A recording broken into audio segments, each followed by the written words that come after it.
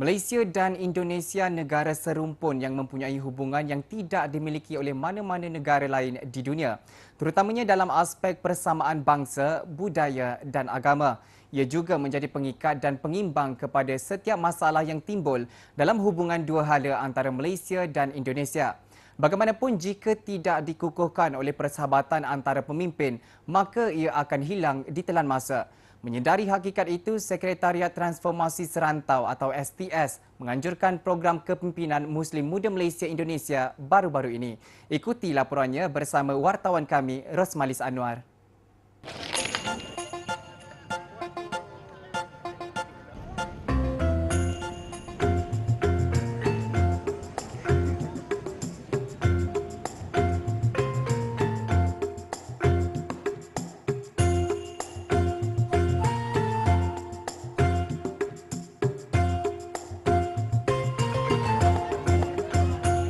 Perjalanan 34 pemimpin mahasiswa dari Malaysia di Indonesia bermula dengan kunjungan ke Monumen Nasional atau lebih dikenali sebagai Monas.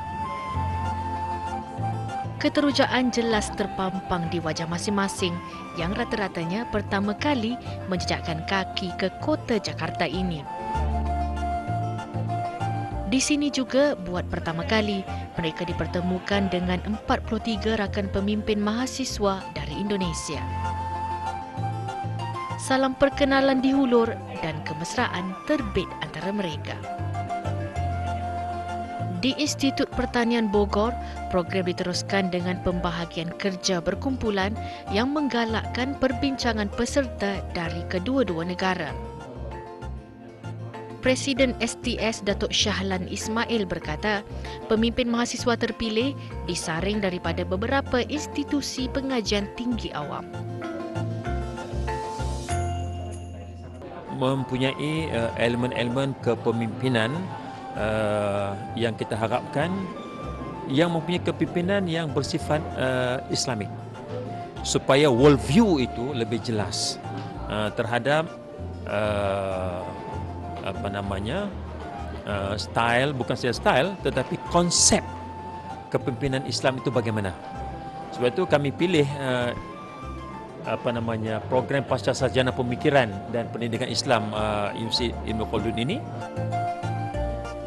Selain mengeratkan hubungan, program ini mendedahkan lebih ramai pemimpin pelajar Malaysia dengan pengalaman pemimpin pelajar dari Indonesia. Kami telah diberikan roommate yang berbeza dari negara yang berbeza. Bermaksud pada peringkat itu kami telah didedahkan bagaimana untuk kita berborak, untuk kita bercakap, untuk kita tahu asal-usul kita sendiri. Dan pada situ kita dapat bertukar-tukar pandangan, kita dapat berkongsi apa yang ada di Malaysia dan apa yang ada di Malaysia untuk kita bawa kepada di negara-negara kita, dan kita kongsi pula bersama kawan-kawan kita, dan kita sebagai rakyat Malaysia, kita seharusnya bersyukur dengan apa yang kita ada. Pelbagai isu berbangkit yang menghambat hubungan kedua-dua negara menjadi tumpuan selain isu yang membelenggu umat Islam serantau. Antaranya penularan ajaran Syiah, pluralisme agama dan ekstremisme. Bagi peserta, persamaan agama dan budaya kedua-dua negara menjadi titik persamaan untuk mendepani cabaran di masa akan datang.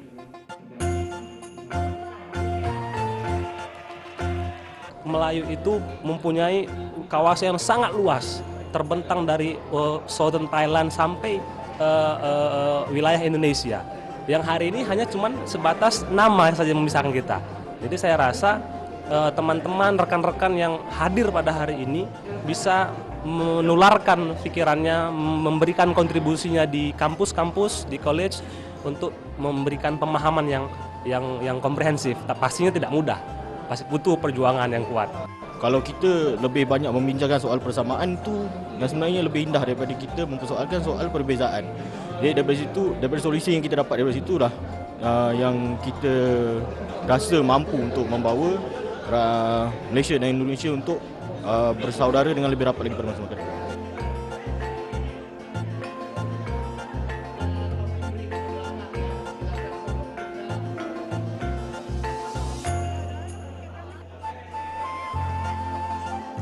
Sepanjang program ini, peserta turut ditugaskan membuat kerja lapangan sambil melawat rumah ibadah umat Islam di Bogor. Paling tidak dapat dilupakan pengalaman melawat makam Waliullah Habib Abdullah Muhsin Alatas. Beliau antara waliullah yang berjasa dalam sejarah pengembangan Islam di Indonesia, bermula selepas penghijrahannya dari Yaman pada 1800 Masihi.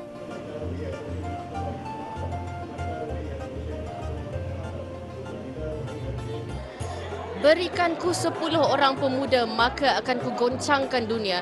Itu kata-kata bekas Presiden Indonesia Soekarno mengenai kuasa anak muda. Pemimpin muda ini bakal menjadi penentu kelangsungan hubungan erat kedua-dua negara demi kebangkitan tamadun Nusantara. Pemuda harapan bangsa, pemudi tiang negara. Laporan Rosmali Sanwa dan juru kamera Muhammad Ezri Muhammad Isa dari Bogor, Indonesia, Jurnal Bernama.